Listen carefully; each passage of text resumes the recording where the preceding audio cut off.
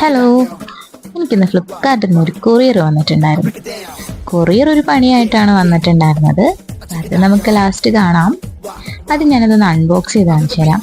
In case എന്തെങ്കിലും കാരണങ്ങൾ കൊണ്ട് റിട്ടേൺ ചെയ്യേണ്ടി വരുമോ എന്നുള്ളൊരു ഇത് ഓർത്തിട്ടാണ് ഞാൻ എല്ലാ അൺബോക്സിങ്ങും ഇങ്ങനെ കത്രിക വെച്ചിട്ട് നല്ല നീറ്റായിട്ട് എടുക്കുന്നത്.